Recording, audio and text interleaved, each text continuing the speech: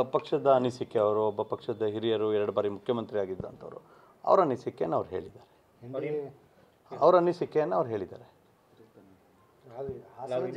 ಹೇಳಿದ್ದಾರೆ ಪ್ರೀತಮ್ ಗೌಡ್ರು ಏನಾರ ಆಸಕ್ತಿ ಇರೋದ್ರೆ ಅದನ್ನು ಚರ್ಚೆ ಮಾಡೋಣ, ಅವರು ಬೇಕಾದ್ರೆ ನಿಲ್ಲಿ ಅಂತೇಳಿ.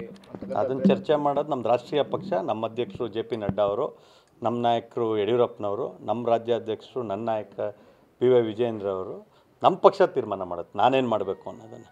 ಅದನ್ನು ಬೇರೆ ಪಕ್ಷದವ್ರು ಹೇಳೋ ಅಂಥದ್ದೇನು ಪ್ರಸ್ತುತ ಅಲ್ಲ, ನಮ್ಮ ಪಕ್ಷದವ್ರು ತೀರ್ಮಾನ ಮಾಡ್ತಾರೆ. ನಾವು ಅಣ್ಣತಮ್ಮಂದಿರಿದ್ದಾಗೆ ಒಟ್ಟಿಗೆ ಹೋಗಬೇಕಾಗುತ್ತೆ ಮುಂದಿನ ದಿನಗಳಲ್ಲಿ. ನಂಗೆ ಗೊತ್ತಿಲ್ಲ, ಅದನ್ನು ಗಮನಿಸ್ತೀನಿ. ಅಲಯನ್ಸ್ ಆಗಿರೋದ್ರಿಂದ ಆ ಅರ್ಥದಲ್ಲಿ ಹೇಳಿದ್ದಾರೆ ಅವ್ರು ಅಣ್ಣತಮ್ಮಂದಿರಿದ್ದ ಗಮನಿಸ್ತೀನಿ, ಗೊತ್ತಿಲ್ಲ ಏನು ಹೇಳಿದ್ದಾರೆ ಅನ್ನೋದನ್ನು ನಾನು ಗಮನಿಸ್ತೀನಿ. 23ರಲ್ಲಿ ಏನಾಗಿದ್ರು ಪ್ರೀತಮ್ ಗೌಡರು, ಇವಾಗ ಏನಾಗಿದ್ದಾರೆ, ಮತ್ತು 28ಕ್ಕೆ ಏನಾಗ್ತಾರೆ ಗೊತ್ತಿರಲ್ಲ. ಹಂಗಾಗಿ ಸುಮ್ಮನೆ ಒಂದೊಂದು ನಿಮಿಷಕ್ಕೆ ಒಂದೊಂದು ಮಾತಾಡೋದನ್ನು ನಾನು ಅದನ್ನು ಏನು ಅನ್ನೋದನ್ನು ಗಮನಿಸ್ಬೇಕಲ್ಲ.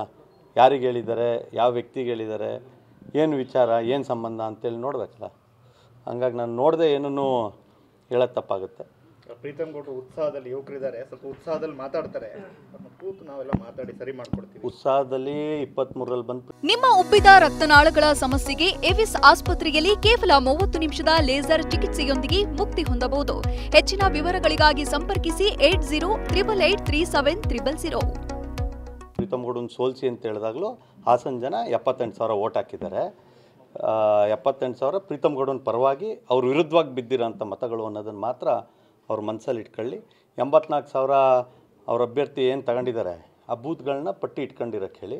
ಆ 84,000ದಲ್ಲಿ ಈಗ 44,000 ಎಲ್ಲೋ ಕೂತಿದೆ ಅನ್ನೋದನ್ನು ಒಂದ್ಸಲಿ ಅವ್ರು ನೋಡಿಬಿಟ್ರೆ ಪ್ರೀತಮ್ ಗೌಡನ ಶಕ್ತಿ ಏನು, ಅವರು ಹಾಸನ ವಿಧಾನಸಭಾ ಕ್ಷೇತ್ರದಲ್ಲಿ ಏನು ಗೆಲ್ಸ್ಕೊಂಡಿದ್ದಾರೆ ಆ ಎರಡೂ ಶಕ್ತಿ ಅರ್ಥ ಆಗಿಬಿಡುತ್ತೆ. ಆಮೇಲೆ ಉಳಿದಿದ್ದನ್ನು ನಮ್ಮ ಪಕ್ಷದ ಹಿರಿಯರು ಮಾತಾಡ್ತಾರೆ. ಯಾಕೆ ಈಗ ಅವೆಲ್ಲ ಮಾತಾಡೋವಂಥದ್ದು? ಅವ್ರು ಗೆದ್ದಿರೋ ಅಂಥದ್ದು ಅಥವಾ ಅವ್ರ ಪಕ್ಷದ ಅಭ್ಯರ್ಥಿ ಗೆದ್ದಿರೋದು ಅವ್ರು ಗೆಲ್ಲಿ ಅಂತ ಓಟ್ ಹಾಕಿಲ್ಲ. BJP ಸೋಲ್ಬೇಕು ಅಂತ ಬೇರೆಯವ್ರು ಯಾರೋ ಮನ್ಸು ಮಾಡಿ ಓಟ್ ಹಾಕಿರೋದ್ರಲ್ಲಿ ಗೆದ್ದಿರೋಂಥದ್ದು.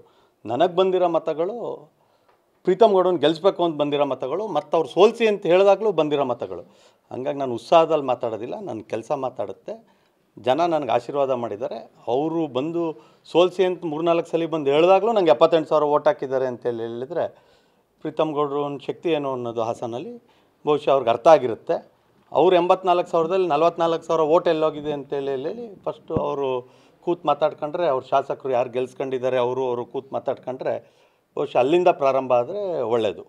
ನನ್ನ ಹತ್ರ ಕೂತು ಮಾತನಾಡೋದಕ್ಕಿಂತ 84,000 ಇವಾಗ ಎಷ್ಟು ಸಾವಿರ ಆಗಿದೆ ಅನ್ನೋದನ್ನು ಒಂದ್ಸಲಿ ಆತ್ಮಾವಲೋಕನ ಮಾಡ್ಕೊಬಿಟ್ಟು ನೋಡಿದ್ರೆ ಉಳಿದಿದ್ದೆಲ್ಲದಕ್ಕೂ ಉತ್ತರ ಸಿಕ್ಕೋಗ್ಬಿಡುತ್ತೆ.